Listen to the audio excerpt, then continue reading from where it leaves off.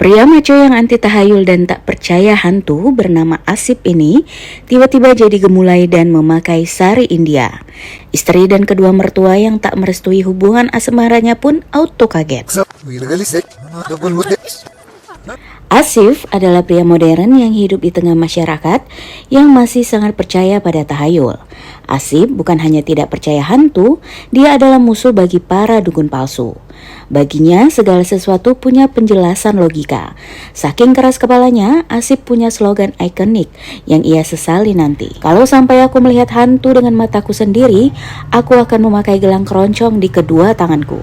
Begitu slogan Asip yang mungkin sebentar lagi bakal kejadian. Bagi pria maco seperti Asip di India, memakai gelang keroncong atau curian adalah simbol kehilangan kejantanan. Asip menikah dengan Rasmi. Hubungan mereka adalah cinta terlarang karena perbedaan agama dan restu orang tua. Rasmi sudah bertahun-tahun tidak bicara dengan ayahnya yang kolot. Namun sebuah kesempatan datang saat ibu Rasmi menelpon dan meminta mereka pulang ke rumah besar keluarga untuk merayakan ulang tahun pernikahan perak orang tuanya. Asip melihat ini sebagai kesempatan untuk rekonsiliasi untuk berdamai. Mereka pun berangkat ke kediaman orang tua Rasmi di sebuah daerah pinggiran yang masih asri, namun menyimpan rahasia kelam mengerikan di balik pepohonannya yang rimbun. Sesampainya di rumah besar mertua Asip itu, suasana sebenarnya sudah terasa aneh. Namun Asip dengan segala sikap skeptisnya tentang hantu mencoba mengabaikan bulu kuduk yang meremang. Suatu sore Asip ingin mengakrabkan diri dengan anak-anak di lingkungan tersebut. Mereka memutuskan untuk bermain kriket di sebuah lahan kosong yang luas namun dipagari kawat berduri. Warga menyebutnya lahan terkutuk. Konon, siapapun yang menginjakan kaki di sana tidak akan pulang dengan bentuk yang sama lagi. Suatu hari bola kriket mereka terlempar ke tengah lahan tersebut. Anak-anak pun langsung ketakutan. Tapi Asip tertawa dengan sombong melihat ketakutan anak tersebut. Tanpa takut, Asip melompat pagar dan masuk ke lahan yang dipenuhi rumput liar setinggi pinggang. Untuk membuat gawang kriket, Asip mencabut sebuah tunggul kayu yang tertancap di tanah. Asif tidak tahu bahwa tunggul itu adalah pasak yang menahan sesuatu di bawah sana. Begitu tunggul dicabut, darah pun mulai merembes dari tanah, membasahi sepatu Asif. Tiba-tiba langit yang cerah berubah menjadi mendung pekat secara instan. Asif pulang dengan membawa sesuatu yang menempel pada bayangannya. Dan sejak detik itulah Asif bukan lagi Asif yang dulu. Malam-malam setelah kejadian Asip di lahan terkutuk itu menjadi neraka bagi penghuni rumah. Teror dimulai dari hal kecil. Pintu yang terbanting sendiri, aroma bunga melati yang menyengat di tengah malam, hingga bayangan wanita berbaju sari merah melintas di cermin. Ibu mertua Asip dan kakak iparnya mulai ketakutan setengah mati, dan mereka pun akhirnya memanggil dukun. Namun Asip justru menghina dukun tersebut. Hari Asip mulai menunjukkan perilaku aneh yang tidak bisa dijelaskan logika. Dia yang benci makanan manis, tiba-tiba melahap manisan dalam jumlah yang banyak. Dia yang sangat maskulin, kemudian mulai berjalan dengan pinggul yang bergoyang. Kedua mertua Rasmi malu bukan main saat Asip dengan gemulainya memakai sari India berwarna merah di sebuah toko baju. Semua orang melihat aneh perilaku Asip yang seperti wanita.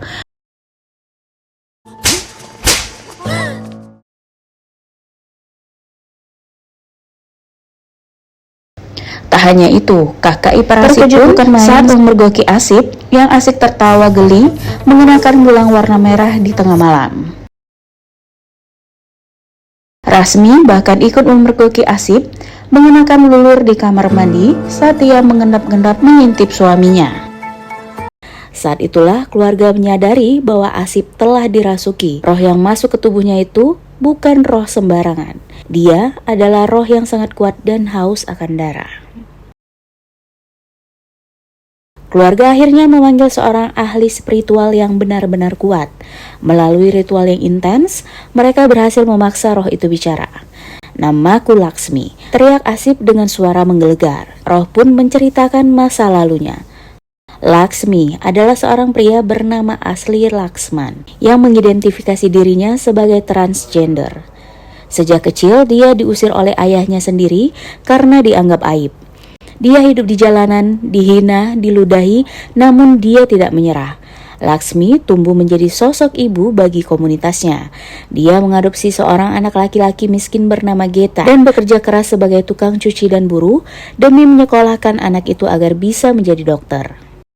Laksmi memiliki sebuah impian besar, membangun rumah sakit gratis untuk orang miskin di atas lahan miliknya sendiri.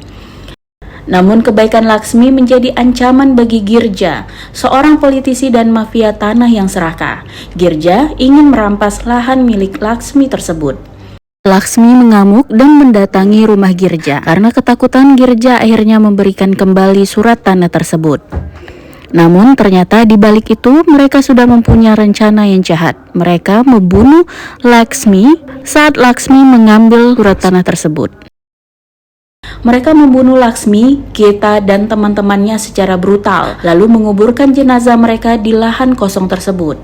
Laksmi mati dengan mata terbuka, memegang sertifikat tanahnya yang berlumur. Masuk tubuh Asif, Laksmi satu persatu membalaskan dendamnya ke anak buah Girja. Melihat hal ini, Girja pun marah bukan main. Girja bahkan sempat mencari dukun untuk melawan roh Laksmi. Dukun suruhan mertua Asif mengikatkan gelang merah untuk menangkal kembalinya roh Laksmi. Namun berkali-kali ikatan betapa perihnya penderitaan Laksmi terlintas di pikiran Asif. Asif semakin iba dengan Laksmi, hingga akhirnya Asif melepas sendiri gelang penangkal dari dukun. Dan seketika roh Laksmi melesat masuk kembali ke tubuh Asif. Amarah Laksmi kini menyatu dengan fisik Asif yang kuat. Dia tidak akan pergi sebelum semua orang yang terlibat dalam pembunuhannya merasakan penderitaan yang sama. Asif atau Laksmi pergi ke sebuah kuil besar saat perayaan sedang berlangsung. Bawah guyuran hujan dan asap kemenyan, dia melakukan tarian bambole. Ini bukan sekedar tarian, ini adalah ritual pemanggilan kekuatan Dewa Siwa. Mata Asif memerah penuh dendam. Gerakannya meledak-ledak, menunjukkan rasa sakit dan amarah kaum transgender yang tertindas selama berabad-abad. Setelah tarian itu, Laksmi menyerbu kediaman Girja. Adegan aksi di sini sangat dramatis.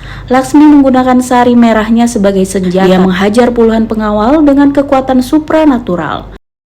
Girja yang sombong kini gemetar ketakutan di pojok ruangan. Laksmi tidak langsung membunuhnya. Dia ingin Girja merasakan ketakutan yang dialami Laksmi di saat-saat terakhirnya. Dan akhirnya di dalam kuil keadilan pun ditegakkan.